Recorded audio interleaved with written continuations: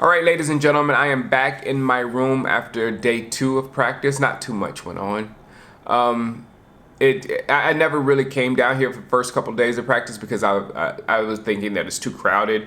It was crowded the first Saturday. Sunday it wasn't that crowded, and I'm not expecting much tomorrow at all.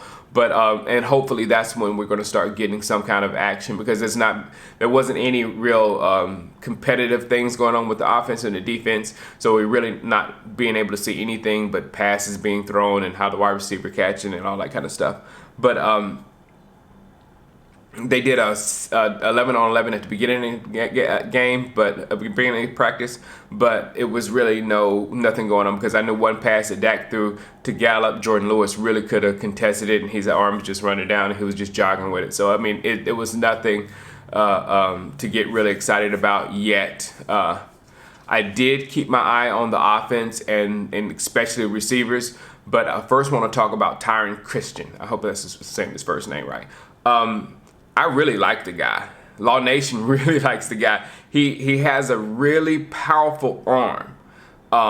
We don't know how accurate it is. It looks just as accurate as everybody else's out there, in practice. But I don't know how he's going to react in a game. Kind of like Mike White. Mike White, his arm looks beautiful out there at times. But then when he's in the game, it doesn't work out as well for him. That's why Cooper Rush is still above him. But there's one thing I would say about Mike White and Tyron Christian is they were doing, I wish I had the footage for you, but they were doing a drop back where they dropped back all the way across the field. And they did real early in practice. And Tyron Christian, it looked real fluid. I mean, to be honest, it looked better than Dak's. and he just, and I was like, wow, he looks effortless at that. And Mike White did it. It was really stiff. It was just like it was being forced movement and whatnot. So you can tell the mobility issues on that guy against the one that's not going to have as bad of a problem back there. I just need to see where does his accuracy fall, because if he starts running and scrambling and can't throw on the run, that's a huge negative. I mean, you can't win with that. But so I'm really interested in him. He's not getting any snaps with the first 3 because he's 4th string. We'll have to wait till Dak sits out of practice, or one of the other 2 sit out of practice for him to get some actual reps throwing the ball to wide receivers. At tight end, Witten looks great, of course. Jarwin looks. I wanted to see more of Jarwin, so that's why I'm not so excited for Witten. I am excited for Witten. I just want to make sure that Jarwin gets the snaps that he was going to get anyway, because I love the progression that was happening with him last year, and I'm liking Schultz too. And that Cody McElroy, the other one, is looking pretty good out there. So I'm talking about Rico. I don't know. Rico looks great sometimes. Rico still stays at where he is in the depth chart for some reason. I don't know anything about what's going on with Rico. We can just hope the best, and he turns out to be the beast that we thought he could be like a couple of years ago. But I can't get sucked in by Rico no more. I did it twice, 2 times, no more. And the same thing goes to Lance Lenoir. He does things out there, and he's not sucking me in until I see him do it toward the end of training camp as well.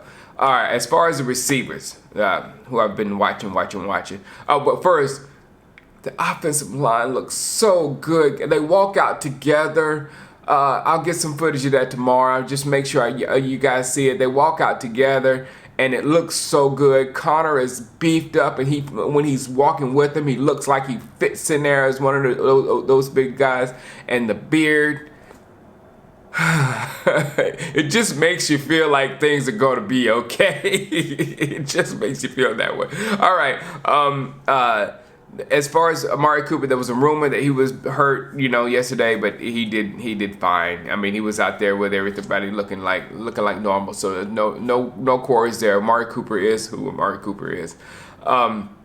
Because most people, if there was just like a twinge of an injury, of a thought of injury, no man, I can't practice, man. I got my contract. So Amari Cooper, pay the man.